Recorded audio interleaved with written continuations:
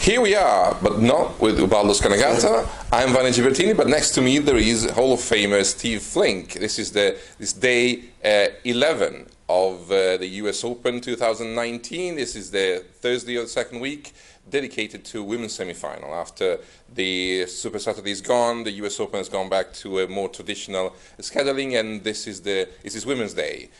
Two women's semifinal. Well, maybe we should say one. Yeah. The first semi-final was between Serena Williams and Elina Svitolina.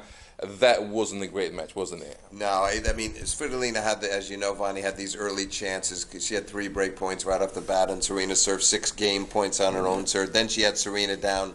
When Serena went to 4-1, she had a chance to go, had her love 40. So there were like 12 game points combined that she didn't convert. So she actually could have been up 4-1 rather than down 4-1. From that point, Serena was just too good. 3-1. She really waltzed through that match. She played a very good second set, but Svitolina really hurt herself badly by not capitalizing on some of those early opportunities. Yeah, she couldn't really face Serena's power. She was playing rallies way behind the baseline. True. And there really was no chance that for her to make a game out of it. No, I think she might have, because if she could have grabbed the early lead, make her a little nervous. But once she was unable to accomplish that, she was on her heels the rest of the match. And as you said, too far behind the baseline. And then she started to kind of advertise her disappointment, you might say, because she flailed at a few balls. And by the middle of the second set, you knew that she no longer thought she had a chance of winning.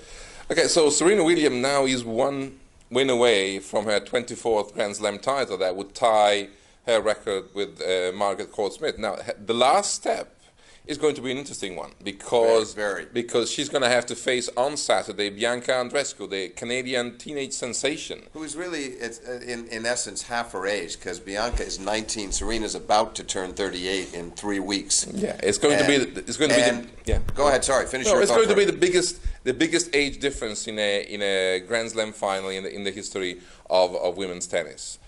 Right, and that it's fitting. But the great part about it is that Andreescu, it does not behave like a 19-year-old. You would think she was 28 and that she'd been playing in major tournaments for 10 years. She showed it. Do we want to talk about her match now? Yeah. Well, she showed it. It was demonstrated so vibrantly in this match today against a wily veteran there, Belinda Bencic, because Bencic was the one with all the opportunities, 6 break-point opportunities spread out over the first set. The last of those break-points was a set point.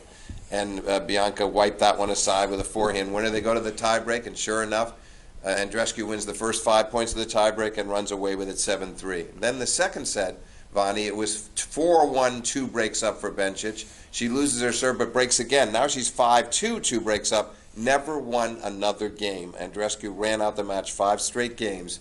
And it was a very gritty display because both sets, in essence, she shouldn't have won either set. But she won them both because she's a fighter and a great match player, and she saves her best for the biggest points. Yeah, Bencic got annoyed by the crowd at some point. She did. After a double fault on break point, she got very sarcastic with him, almost like a Medvedev moment. Thumbs up. It was fleeting. It was brief, but she got frustrated, and then but she kept fighting to the end.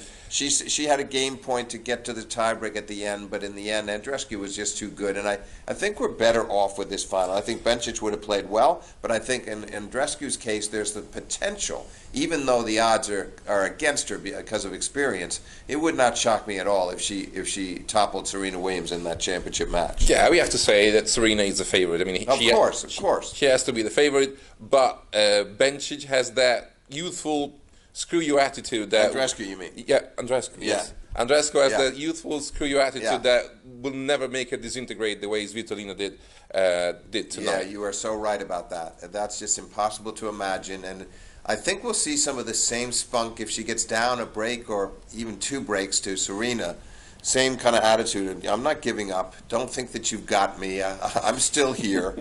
And it's a great thing to see. Plus, there's a lot of variety in her game. She throws in changes of pace. She throws in slice. She pounds the ball heavy. She can move her serve around. She has so many elements to her game that could potentially bother Serena. As you know, they were going to play up in Toronto. They did. They played 4 games. Andreescu was up 3-1 when Serena had the back spasm. So you can't put any stock in that. But I do believe that she will go out there on this title round match on Saturday fully believing that she can win. Friday, when we're going to have the two-man semifinals. So Right. the first one will see Daniel Medvedev playing Grigor Dimitrov. Now, do you think Medvedev has recovered? I don't know. I didn't think he'd recovered the last two rounds. I mean, I didn't think he was. I thought he would probably lose to Lopez when Lopez served for the first set, but he found a way to win that set and win the match in four. He then comes from a set down and wins in four again. He then beats Stan Wawrinka 4 sets again in a match where he was looking tired at times and concerned and saying after these matches that he really thought at various stages that he was going to lose, and somehow that's worked in his favor. Will the 2 days off help him to deal with his various ailments? We really don't know. All I know is this, Vanni. Dimitrov will have the same attitude he did when he played Roger Federer. And it's going to be, I'm going to keep this guy out there. I'm going to make him play. I know how weary he is. I know how fatigued he is. I'm going to make him feel it every step of the way. Whether that's going to be good enough to win, I don't know, but it's fascinating.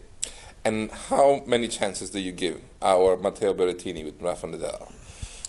Feel free. Well, it's below the number one, and it's called zero. But I will say this: I think his attitude will be good, Vanni. I think he'll fight as hard as he can. Just don't see how he breaks Rafa often, because Rafa will keep swinging the serve to spinning it out wide to his backhand, particularly in the ad court, moving it around in the deuce court, and then Rafa will stand back and, as he always does on return of serve, and loop returns back and start making your guy work.